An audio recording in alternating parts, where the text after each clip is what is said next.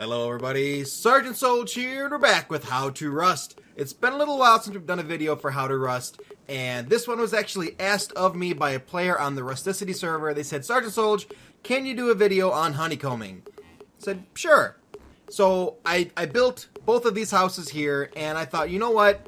Maybe instead of doing one video on honeycombing, I'm going to do two, because there's a little bit you need to know about honeycombing before you apply it to an actual build, and I think that's what we're going to focus on today. So first, we're going to go into the square foundation honeycomb house. Alright, nobody else can come in, because they're going to shoot me or something. So here's how honeycombing goes. Basically, we're going to fly up. You take your house and you surround it by walled off sections that are usually filled up with half blocks. And that way, if someone's going to be raiding your house, they have to go through the wall, the half block, and then the wall on the other side, just to be able to get to whatever you have here in the middle. Now, most people, they just make this bottom 2x2, 3x3, however big your house is. They just make this section an essential elevator to where there's ladders going up and you break the ladders when you leave, or if they don't know all that much about how ladders and stairs work, they have stairs in there. I don't recommend stairs. Do not put stairs. Put ladders because you could break them and then it makes it harder for the raiders to raid you. Stairs make it too easy. So what we're going to focus on today are the two different types of honeycombing when it comes to square foundations. Number one, we have this one here. It is a half block with an open section and a roof or ceiling or floor on top. This is the way that I prefer to do it. Because, and I'll show you why later, when you put multiple half blocks on top of each other, it actually doesn't help you in any way, shape, or form. It actually makes your base more vulnerable. And there's two ways to do it this style, and these two ways also apply to the other way of doing the honeycombing for square foundations. And one is to use a half block and a full wall, which I fully recommend, and the other is a half block and a half wall, which looks something like this. This is essentially placing the half block on, or the half wall on top of the half block. This doesn't actually provide you any additional protections because they don't need to take this half wall down. And one thing that is bad about the half wall is that gap that you see on top there. For you as the defender, you can jump over and you can see, oh yeah, the raider's right there. You know, I've got 2 more blocks before they're coming to get me. But also as a raider, if let's imagine this house is filled with these half block and half wall, you can jump up and say, okay, so there's nothing but half blocks and half walls. This is honeycomb. If we go after this block here, you know, it'll be a straight shot to the ladder or whatever. So this is actually a vulnerability to where they have some sort of vision on the inside of your base and you don't want them to. So personally, my recommendation, my opinion, do not use half walls on top of half blocks. So that leaves this, the full wall on top of a half block, or not on top of, next to a half block. By doing this, let me get rid of this half block here. By doing this, you're able to fully encapsulate this half block, meaning, let me up. If someone is going to raid you, they have to take out this wall, this half block, and this wall on this side just to get through this one foundation. That's 6C4, and that's a huge difference. So we're just going to do that. When you're honeycombing, you always want to make sure that the rough side or the armored side of the wall is facing towards the outside, because otherwise they'll be able to pick through it if it was the soft side of the wall. Now with this one, on the side walls, obviously with this side wall, that's the outside, so we want that to be the armored going out. This side wall is the inside. Personally, you can do it however you want. I have it shown over here. I recommend doing it to where it's alternating. This is 2 half block stacks, so forget about that. So if someone were to come through this wall here, it's 2C4, they have the option of either going this way or that way. Now, if you leave it to where they're both the soft side of the wall, then it makes it really easy for them, because they can go, oh, well, I can either waste 2C4 on this wall, or I could pick this wall down. If they're both the soft side, then they're going to pick both of them, and then it's really not going to do you any good because you want them to waste their C4. So this is the way that I recommend using the walls with the half blocks. Make sure you put full-sized walls all the way around. Just that way it actually does something, because let's take this block out here. Bam. That did absolutely nothing for you. the half wall destroyed. This one didn't because it's still attached to this one. But if we were to go inside of this wall and remove this half block, your walls are still... Oh, come on, go away, Gibbs. Your walls are still standing. They're still going to provide you some kind of protection. So that's the first way. It is the half block with the ceiling above it. And you're probably wondering, okay, well, why is that the way you recommend? Why do we need to have a ceiling above there when we could just put half blocks all the way up? Because this is why. Notice this is half block and half block. 500 durability, 496, 500 again. All of this, there's no wall on the inside. If you were doing this method, you would want to put a wall there, but for the purposes of the video, I didn't. So why do we not want to put half blocks there? This is why. Because taking out the bottom one destroys all three of them, or, well, the two of them above them, all three of them in total. That doesn't offer you any protection at all. None whatsoever, because all they have to do, they're going to blow the bottom one anyway, because they want to get into your base. But if they could take out the top ones too, then they can see potentially straight up into the base and go, oh, okay, so there's a nice open room on the 3rd floor. Let's, you know, raid this way to get up there. Put these back real quick. Now, the reason why I recommend the half blocks and the ceilings over the tower of half blocks, for one, is that reason when you blow out the bottom one, it takes them all out. For two, it's this. So we're gonna go to the other side of this wall, and you can see here we have 2 half blocks, 2 half blocks, 3 half blocks. It's just telling us what this wall is so that I remember, because I'm doing the video. So let me grab some C4 real quick. Should have done this before, but I didn't. 100 C4, that's enough. There we go. Alright, so we're gonna do our 2 C4 on this wall.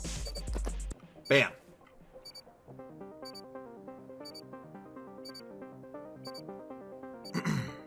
I need it now. There we go. Okay. So we got our 2 C4 to there. Okay. We're looking at this. We see 1, 2. Okay, there's 2 half blocks here. Now, a smart raider would actually blow up the top block. Did that first one go through that? I can't tell.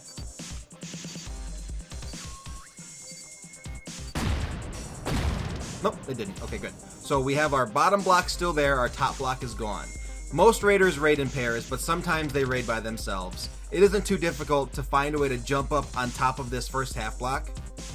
And then, had I built one, there would be a wall here. 2 C4 on that wall. Jump up. 2 C4 on that wall. Jump up. Jump up. That's an easy way to climb straight up your base. Now, yes, of course, you can do the very same thing with this, with the ceiling as well. However, you have to do something. And this is one of the ways that most people like doing it, just so that if they take the bottom block out, they still have a ceiling there to at least trap them in, so that they have to waste 2 C4 to go up. Now, there is another way, and it's going to be shown, let me up, in that house over there, and that is to leave the entire room open. And let's see, we can do it right here. So what we're going to do is we're going to throw up some walls like that. Like so. Okay, so this entire room here is open. Now, most people would want to put at least a half block down here just so they have to blow it up and waste 2 C4. That's fine. That's not a big deal. Throw our 2 C4 on. Yes, I know it's facing the wrong way, but 2 C4 is 2 C4. It's not going to make a difference. You know that the armored side has to be out.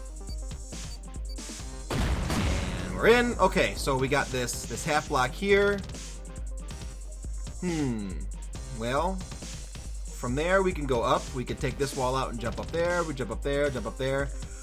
What if we don't want to put the half block in? Maybe that's a really good idea. Let's try that. Okay. Come on. There we go. Alright, so now they're blowing into essentially an empty room that's really tall. From here, most of the time, they're not gonna blow out the wall that's right here to move over. They're going to start taking out these bottom level walls just to see if they can get into your inner area here. But occasionally you do have raiders who will take out the wall up there because they have buddies. Come on. And there we go. Okay. They'll take that wall out. They'll see, oh, well, there's either another half block or there's a floor up there. You know, unless you have it set up so that it's these empty chambers, I guess you can call them, all the way around. But let's just, let's just simulate that there's empty chambers all the way around. And we'll take out this half block on this floor, and I'll show you what I mean. Was there a floor there? There is a floor there. Okay, there we go. Alright, let's take that out. So what I'm doing here is I'm showing you that even if there's empty chambers like this, it's not 100% secure. Nothing in this game is 100% secure. And just because you have a honeycombed base doesn't mean that... I'm out of resources. Doesn't mean that it's 100% foolproof. So, okay, we got this empty chamber here. We have an empty chamber next to us. A pair of raiders can buddy jump on top of each other's head. One in the corner, one jumps up. Basically jump up on top of this wall here, and then continue going up your base.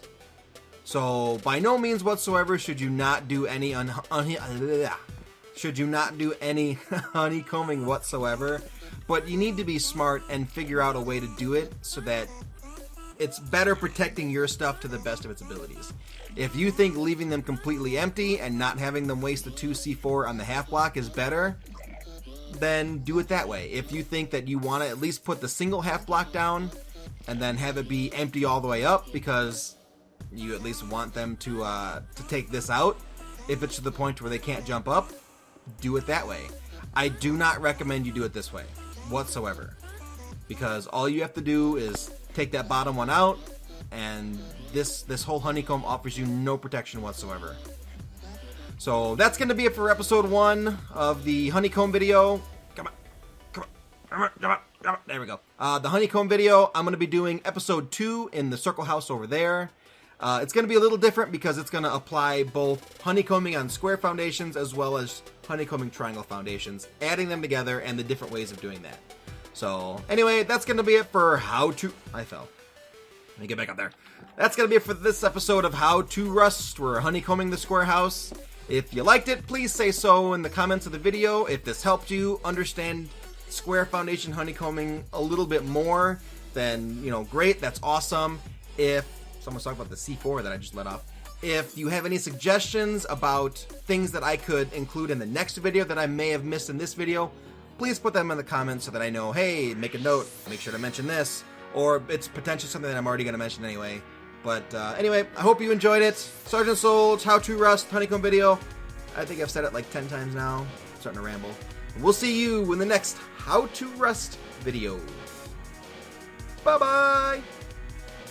Thank you for watching How to Rust, a series for new players to the game of Rust. If you have any ideas for future episodes that could be useful to new players, please feel free to leave a comment in the comments section of this video.